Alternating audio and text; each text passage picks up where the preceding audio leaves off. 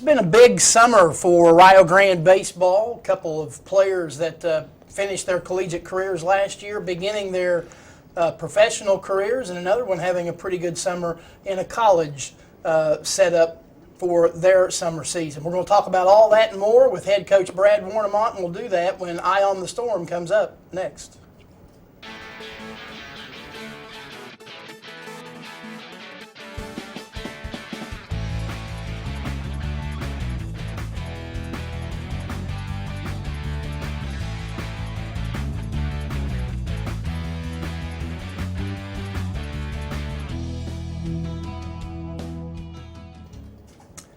And we welcome you to the July edition of Eye on the Storm. I'm Randy Payton, the Sports Information Director here at the University of Rio Grande, joined as always by Athletic Director Jeff Lanham. We're in the off-season, but the off-season for us doesn't last very long. And while we're going to take a look back to some degree at what happened during the end of the past school year, we're getting ready to start another one. It is, Randy, and just like any sports that are being played today, just about at every level, you play year-round, and we got stuff going on year-round. That's what we're all about. And that's kind of the way that this show is going. As we said in our tease, we're going to talk with Rio Grande head baseball coach Brad Warnimont. Three guys, actually a couple, that signed to go into professional baseball after the conclusion of the past baseball season here at the University of Rio Grande, and another who will be returning next year for Rio, who's having a great summer in the Prospect League, and we'll bring in Coach Warnimont now. And I guess the big thing that's happened since our last show, Rio Grande with its third ever draft pick in school history, Dylan Shockley taken in the 34th round by the Pittsburgh Pirates. A huge deal for Dylan, but a huge deal for Rio Grande baseball too. Yeah, and Randy, he put up some outstanding numbers here, and he was freshman of the year his first year. And he came in, he redshirted his sophomore year, and then he was player of the year back-to-back years. So bodes very well for the conference, and very, very good for obviously Rio Grande and the program. And we're very proud of him and his accomplishments. And on a side note, he's also Daktronics two-time academic All-American. So those are very important things to us as a program, and making sure, and the department, that our kids are doing the right things on and off the field. He's a guy too, Brad, that is, as a recruiter, you have kids from all over the world really coming in, and we do that all over the place. But this is a kind of a homegrown guy, right? Right in our backyard, Minford, Ohio, and the fact that he got drafted has led us to a lot of kids nationally and internationally and now locally. We just had a couple boys, which a couple Wheelersburg boys fell back in our backyard. So recently here that they were going to walk on at Ohio State, and now they're back in the fold at Rio Grande. So that bodes well for us in the recruiting process. I mean, anytime we've had success and our local boys have success, and then nationwide you have success, it's very good visibility for us and the university. We just saw a couple of pictures of Dylan in action. He is playing in the Gulf Coast League with the Gulf Coast League Pirates. There you see him swinging the bat and wearing number 36 for the Pirates. He's off to a bit of a slow start, Brad, but I think people probably shouldn't push the panic button, because you're talking about a situation where you got a guy going from swinging an aluminum bat to a wood bat on a team with 4 or 5 catchers at the start of the season. So they're trying to divide some playing time up, and he's off to a slow start. But when you look at their team stats, there's a lot of guys off to a slow start. Yeah, and I think that's that acclimation phase where, you like you said, you go from aluminum to wood, and Dylan's been fortunate enough. He's played in some pretty good summer. He's been in the Prospect League 2 years. He got a little taste of the Northwoods League as well. So he was exposed to some of those guys, but he didn't see 95, 96 on a daily basis in our conference. And which I, we had the conversation the other day, Jeff, about, and I text him and say, Dylan, what do you think about going to a 32 and a half? And he said he's choking up on his 33 and a half right now. So, and he started to get going a little bit offensively. His last couple games, he's He was 2 for 2 and 2 for 4. So I think, you know, once he gets acclimated to that speed, but the biggest thing is his ability to catch and throw and block and control the pitcher, and you know, that's his mainstay. And part of the whole thing, Brad, you and I were talking, as we said, that when he was here at Rio, I mean, just walking up to the plate, catching pitchers, the game was really slowed down for him. That ball coming in, he had, and now he hadn't got to that point yet, to where that game needs to slow down, and everybody now kind of gets on the same page, and that's what everybody's trying to do. Everybody there on both sides of the field are trying to do that. And I think defensively it probably has for him, because he was always a very good receiver and blocker, but now offensively, once that,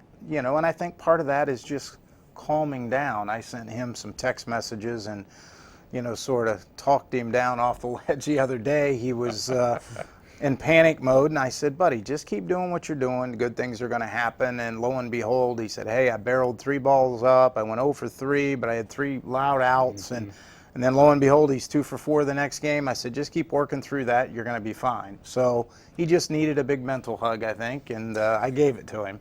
So, well, I mean, baseball is crazy.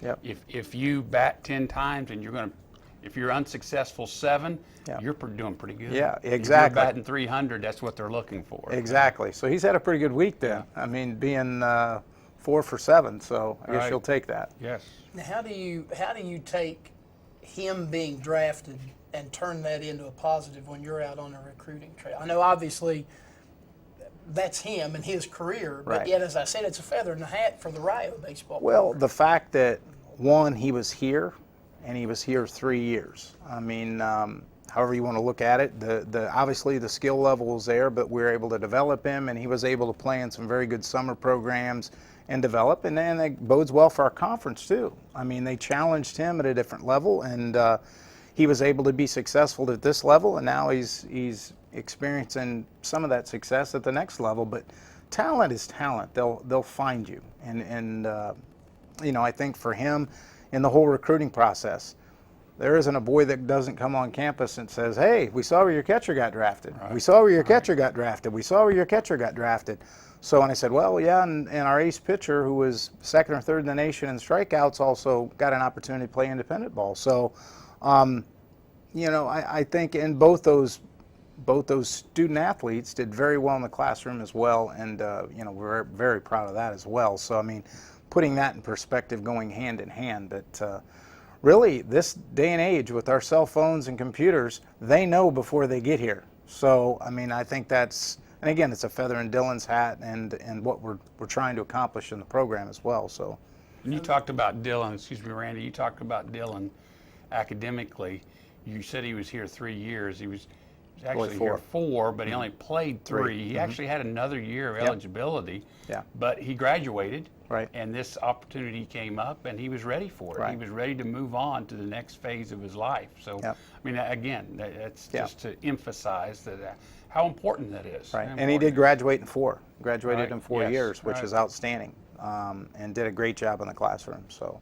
The other guy that you were mentioning that getting a chance to play professionally, and albeit it was only one appearance, Zach Harvey, who was the pitcher of the year in the River States Conference, he signed with the Washington Wild Things out of the Frontier League, and oddly enough, they saw him when he and Dylan Shockley went up for a workout for the Pittsburgh Pirates there at Washington, and we thought that Zach might have a chance to get drafted somewhere along the line. It didn't happen. He signed with the Wild Things, and unfortunately only made one appearance before he went on the disabled list. Yeah, and now he's on the 60-day DL, and they're doing some research and some MRIs, and just to figure out exactly what's going on. But you know, we've talked several times, and you know, hopefully it'll be a good prognosis and rehab, or if not, if he needs surgery, and we'll see where that leads him as well. So. That's a kid in Zach Harvey who was a warhorse for you this year. He probably rewrote all the Rio Grande pitching records. So. And done an outstanding job. The other guy that we mentioned who's having a pretty good summer, and I think we've got a photo of him, is Zach Kendall, a guy that came to you and had a solid season for you over the spring, but has really blossomed with the Chillicothe Paints this summer. Yeah, and our biggest concern with Zach was the number of innings he threw, and But the way he explained it, and I wasn't real keen on him throwing because of the number of innings that he did get in, and he explained it to him. He said, "Coach, I've sat out for 3 years," and he said, "I really, really want to play summer ball." He said, "I want to be around the game. I love the game. I want to be around the game." And he said, "I'm going to take care of my arm. I get any pain at all." He said, "I'm done. I'll tell him." And sort of putting things in that perspective, as long as he's healthy and he's competing, we'll back him way off in the fall, and we'll give him some rest and let him recuperate. But seeing that he can compete at that level and be one of the best in a very, very good league, I mean, again, bodes well for Zach and his possibility to come back and be our ace of the staff next year. We talked earlier, it's kind of essentially getting the rust off for him, so to speak. He's 3-0 with a 238 earned run average, 7 games, 37 innings, 38 strikeouts. He was an all-star in the Prospect League, and as a matter of fact, they played their all-star game last night. The East Division wins 11-2, and he ends up getting the win. Yeah, so he added another win to that column. So, and he's got a couple no decisions where he left. I've followed his box scores where he's left with the lead as well. So he's pitched very well. Since our last show, your regular season completed. You guys finished 39-21, 26th in the country. You won 1 game in the national tournament against Middle Georgia State. You won the River States Conference tournament. And looking back at it now, very nice season that you guys put together. Yeah, I think we got hot at the right time. I was waiting, and the staff was waiting for us to put everything together, and we did it at the tail end, and which was good. You want to get hot at the right time, and I think us even going into the national tournament. I mean, we're in a very tough bracket with the defending national champion and Middle Georgia, who is 10th in the nation, and at their place. Yeah, at their place, at their home yard, and we opened up with Middle, and the fact that and Zach got the win in that game. So the fact that he went out and absolutely pitched his heart out, and we get that win, and then put us in a situation. I don't think our guys understood how close we were. I mean, we had a 2-1 lead in the 5th inning. We win that game with Southeastern, that championship of the winners. We're 1 game away from World Series appearance, and I don't know if it dawned on them until after the fact. And then we got a sort of a hungry Middle Georgia team again, and we got down early and just couldn't fight our way back enough, and just ran out of time. So lost that game 9-6. But very, very good bracket, and very, very competitive. So, and us and IU Southeast both did the conference proud. We both won games in the national tournament, and was good visibility for the River States Conference. You got a bunch of kids on the all-conference team. Shockley was the player of the year. Harvey was the pitcher of the year. Both of them end up second-team All-Americans. Clayton Sorrell, an honorable mention All-American. He was just a freshman, so on paper, while you suffer some big losses, you got some pieces to build around come next spring. Yeah, we've had a pretty good recruiting class as well. But a lot of that. Picture of your 3 All-Americans right there. And Clayton Sorrell, obviously coming back and will anchor that infield, and hopefully we can bring some leadership in and some upperclassmen to be able to play with him. But we've got Zach's little brother, Austin Kendall, so he's a middle infielder as well. So. We're still out there trying to fine-tune this last couple pieces of the puzzle in this recruiting class, and it always revolves around pitching, Randy. So. Absolutely. Well, we congratulate you on a good regular season, and the 3 guys that we talked about on what they've accomplished during the summer, and again, not only a feather in their respective hats, but a feather in the hat of your program. Thank you. All right, that's head coach Brad Warnimont. He's the baseball head coach here at the University of Rio Grande, and we appreciate him participating in the show this afternoon. We mentioned since our last show about baseball season ending, Jeff, so too did softball. They finished 25th in the country after posting a 36-16 record. They went 2-2 in the national tournament, beat number 12 Truett McConnell, number 29 LSU Alexandria, and lost twice to the 8th-ranked team in the country, Georgia Gwinnett, a team which went on to the NAIA World Series. I don't think there's... Finished in the top 4, I think. Yeah, as a matter of fact. I don't think there's a whole lot more that Coach Hammond could have asked for out of his crew. Right, and again, like we talked about with Brad, they were playing at Georgia Gwinnett. Correct. And so it's hard to go into somebody's home turf and and compete with them, which we've done. Both baseball and softball have done that. It's just you kind of got to step up to another level. And the idea that what Brad was talking about, that didn't realize how close they were, and I'm not sure even too that our girls realized how close they were of advancing to that World Series, which we've not had that opportunity to do. Both of those losses to Georgia Gwinnett were games that Rio led, and the Grizzlies had to rally to get the win. Correct. And that is, Chris had a lot of seasoned players. They had been there before. They had played at Georgia Gwinnett before the last 2 to 3 years, and that part of it was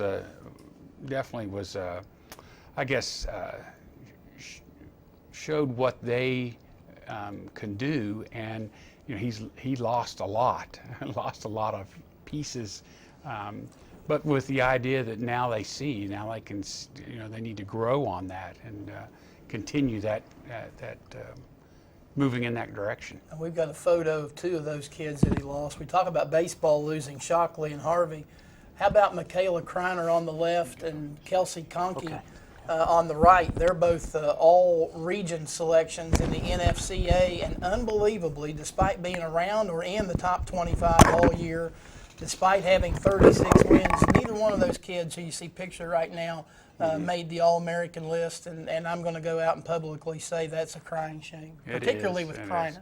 Yeah, I think the one thing that stood out with Kreiner, a year ago she led the nation in hitting, and because of that, people pitched her differently this year. I guarantee you. And she walked so many times and just didn't have at-bats, and it made a difference. It made a difference. Now, she didn't have the batting average that she had a year ago, but was she the only player in the country to have 10 home runs, 10 doubles, and 10 triples in the season? And you go back and to do that for a team that finishes in the top 25, makes the national tournament, wins twice, wins 36, and still nothing on the All-American list.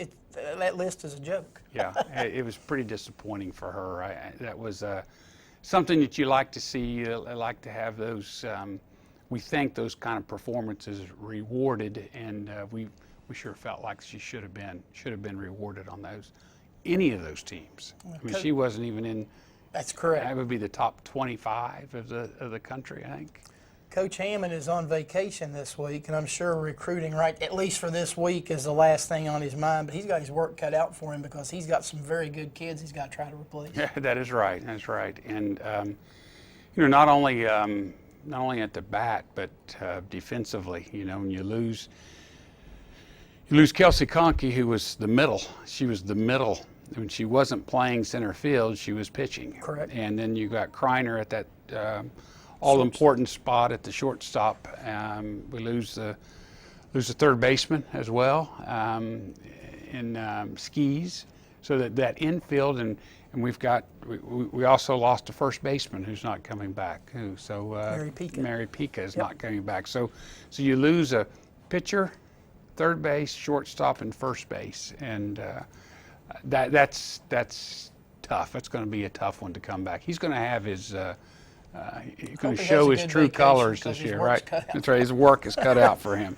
Absolutely. A couple of other things we want to mention on the show today since our last show. Rio finishing 6th in the River States Conference Commissioner's Cup, which I'll let you try to describe that. It's kind of a standings, a point system that is based on a school's overall success and the number of sports that it offers, and then they come up with an average system. And Rio finishes 6th. I think 2 or 3 years ago, Rio won the Commissioner's Cup. We won that, yeah. 2 years ago, we won the Cup. With that system that's set up, I don't know if there's a better way or to do it, but it's based on each team and how they finish in the conference. Correct. And then you get so many points for that, and then at the very end, we take those total number of points that we have and divide those by the number of sports that we offer. So my argument is we get we do not get rewarded for having more sports. Sometimes that's a penalty Correct. for us to do that. But we've also got some, we've got young men's and women's golf, which didn't, and that's where it is. It's second-year programs, so that's really tough to go in there. The idea that we're trying to, that is a goal, is to try to do as best as we can conference-wise. 6 out of 13, that kind of puts us right in the middle. And if we look at those things, we're there. I mean, we competed. It shows that we can compete with everybody and all of those, and that's what you want. That's what you want. You want that opportunity to be able to compete. And so, that, I don't know that it's disappointing as much as IU Southeast, I think, was the winner of that. I believe you're right. Who has won it multiple times. And oh, by the way, they only have 7 sports. So I'm just saying, it's just it is what throwing it out there. Sorry about that, Joe, AD. So, but I guess that kind of explains a little bit of what that is about. We're starting something new next year. It's called the. I think we're calling it the President's Cup, where it's going to be based on teams are going to receive awards for, or schools, institutions, based on their GPAs. So it's not going to be a first place, second place. If you are above a 3.0, right, then you will receive this award. So I think that takes place beginning fall of 20, so it'll be 2021 school year. Kind of leads me into my next thing that I want to talk about here, and that's some of the scholar awards that were presented over the course of the spring sports. In terms of the River States Conference, Rio with 9 student athletes from softball who made the scholar athlete list, 7 from baseball, 6 from women's track and field, 5 from men's track and field.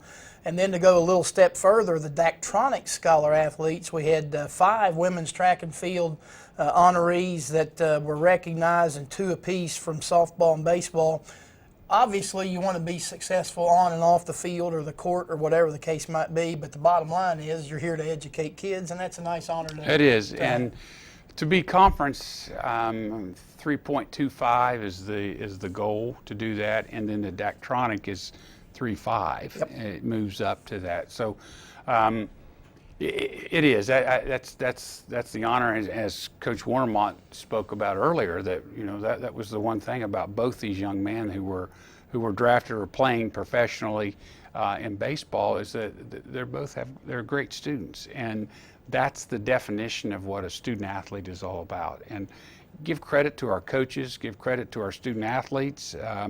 The idea that our faculty and staff are good with working with us. If we have to miss something for away games, we're good at being able to make those up and right, working with us. And we've got every major there is across campus, from nursing all the way through business, music, biology, chemistry, sport and exercise. They're all over the place. So it's not one area that is being affected, by our student athletes. They're across the campus, both as academic leaders and in just plain leadership roles across the campus. Very proud of that. I want to spend a couple of minutes too. No games going on, obviously, here at Rio over the course of the summer, but plenty of camp stuff going on. Women's basketball, volleyball, both with right around 100 campers each. They had a soccer camp last week. They've got a soccer camp that's concluding this week. And then in terms of men's basketball, Coach French had about 270 kids here. He had 130 different schools here through his shootout campaign.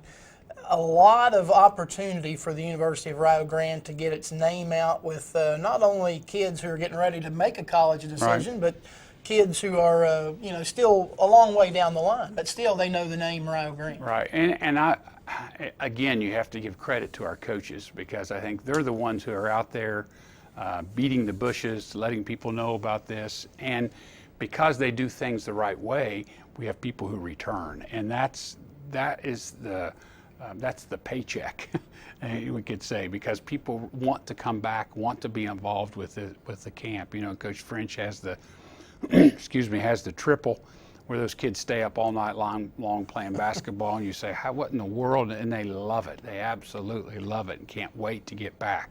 And so it's a fantastic part of what Rio Athletics can do for the community, and the idea that we don't only do this during the summertime, but the example would be softball during the wintertime have travel teams that come in, and they work with those travel teams throughout just about every Sunday in January and February, and even in November and December they get going, and it's just another opportunity that we can have to talk about Rio and the idea of, you know, promoting that Rio pride that we have here.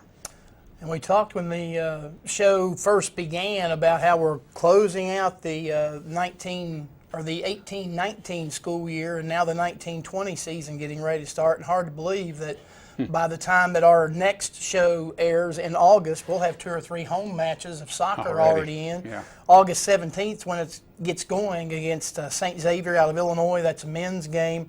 The men will also play Roosevelt University on the 20th and Goshen on the 24th. The women play their first home game on the 24th of August. It's on us. It is, and we were looking at that. I mean, we're less than a month, and classes begin. That August 17th weekend with the men is move-in weekend, so there'll be a lot of things going on here on campus, and I think they actually are serving the meal down at the soccer game that night, 5 o'clock till 7, with the game beginning at 7. So a lot of things going on here in the fall, and we've always said that the fall is definitely the busiest time of the year in our athletic department. We've talked about the scheduling and all the conflicts that we have, and we're just trying to work through them now and try to give it our best effort. We also want to mention volleyball gets its season underway August 30th and 31st. Hopefully we'll be able to chat with both soccer coaches and volleyball coach Belina Donaldson on our August edition, and we'll talk about the Emily Cooper Memorial that volleyball will host up at Jackson High School on the 30th and the 31st. All of our schedule information, you can find it on our athletic website at rioredstorm.com. We appreciate Brad Warnimont, our head baseball coach, visiting with us on this edition, and also Jeff Lanham for serving as the co-host. Randy Payton saying so long for now, and we'll catch you next time on Eye on the Storm.